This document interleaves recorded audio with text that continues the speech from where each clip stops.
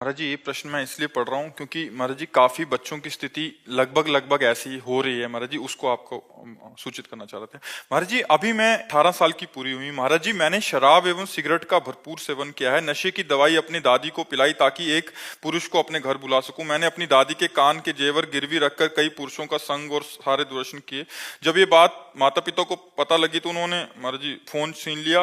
महाराज जी, अभी भी मनमाने आचरण कर रही हूँ महाराज जी। मैं सुधरना चाहती हूँ महाराज जी, मेरे को हाँ, मेरा ये तो जीवन बहुत बर्बाद हो जाएगा नहीं तो। मतलब ये तो बहुत हानि का विषय है, जैसे बहुत हानि का विषय। पर यही प्रायः हर बच्चा बच्ची के आचरण बनते जा रहे हैं।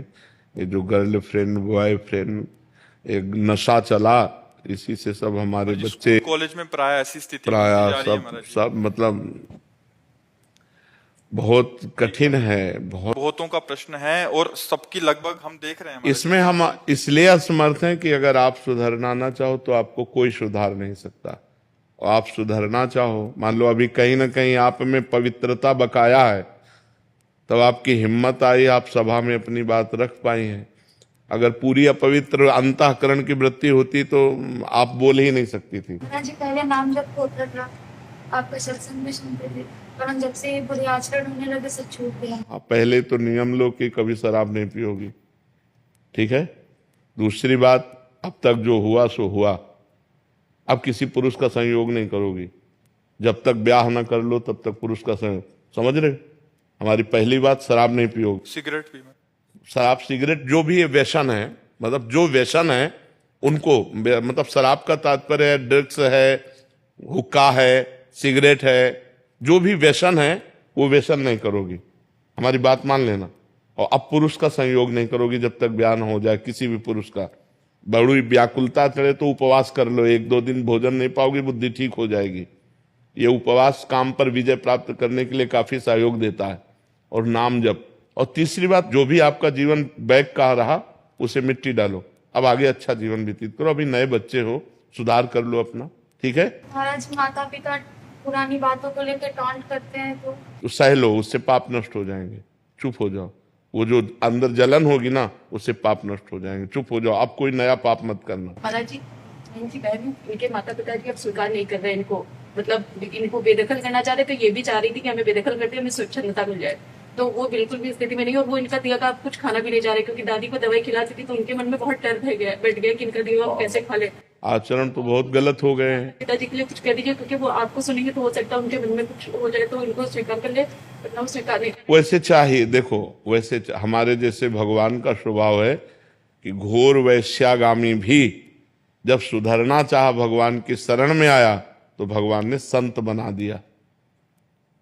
अगर हर जीव को चांस मिलना चाहिए। अब जैसे वो बच्चा है, उसे गलती हो गई, माना बहुत गलती हो गई, बड़ी गलती हो गई, लेकिन वो सुधरना चाहता है, तो माता पिता को चाहिए कि प्यार दुलार से अब संभाल दें।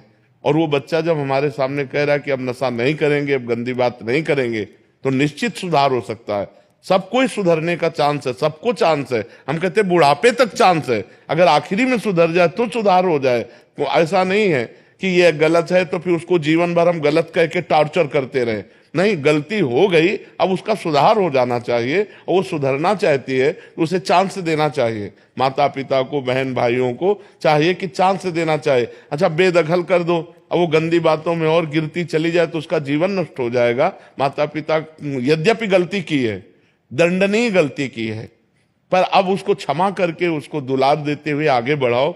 सबको सहयोग करना चाहिए एक दूसरे का, कि गिरते हुए को थाम करके आगे बढ़ाने का, ना कि गिरते हुए को लात मार के और फैला देने का। अब माता पिता छोड़ देंगे तो गिरते हुए को और गिरा दिया ना, अब वो तो और स्वतंत्र हो जाएगी और पागलपन चढ़ जाएगा। फिर क्या आएगा अंतिम में, राइट। महाराज जी सामर्थ्य नहीं है छोड़ने की। नहीं, छोड़ दो बच्चा, नहीं तो किसी काम के नहीं वो रहो। भी कह रहे कि एक बार अटेम्प्ट भी कर लिया है। नहीं, वही तो हम तो जो निर्णय बता रहे हैं वो बुद्धि का बता रहे हैं। जो गलत बुद्धि जाती है उसका अंतिम निर्णय यही होता है।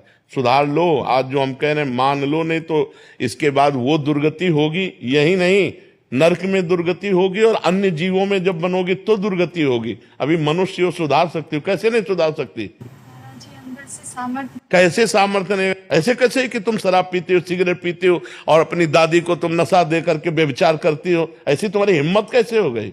धिक्कार तुम्हारे मनुष्य शरीर को। अभी तुम्हारे पास शासन नहीं पड़ा, इसलिए तुम्हारी मनमानी चल रही कि मैं ठीक नहीं कर सकती, भय से सुधरते हो। अगर बचपन से सुधारा होता ना तो गंदे आचरण बनते नहीं। पहली बार अगर जो गलती की थी ना उसी समय तुम्हें शासन में ले लिया जाता तो आप ठीक हो जाती। अब मनमानी आचरण, अरे बूढ़ी दादी उनको अब पौष्टिक वस्तु पानी चाहिए कि उनको बेहोश करने वाली चीज पानी चाहिए? तुम्हें ब्रह्मचर्य से रहना चाहिए, पर पुरुष से। ब्लैकमेल करने लगती है, जानती है कि इनको मन में भय थोड़ा सा डाल दिया तो ये ब्लैकमेल कर देती है कि हमको अगर मारोगे तो हम सुसाइड करेंगे। नहीं, तुम भी सुधरो और उनको माता पिता को भी सुधार कर दो, इसको सुधरने का चांस दे।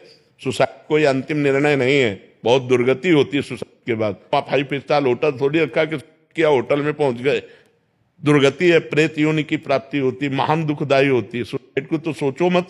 अपने आचरण देखो, सुसाइड कर सकती हो, शराब नहीं छोड़ सकती, व्यभिचार नहीं छोड़ सकती, गंदे आचरण नहीं, नाम जप करो और सुसाइड की कभी सोचना मत। और माता पिता से कह दो कि एक बार क्षमा करो, उसको अच्छे मार्ग में चलने का चांस दो।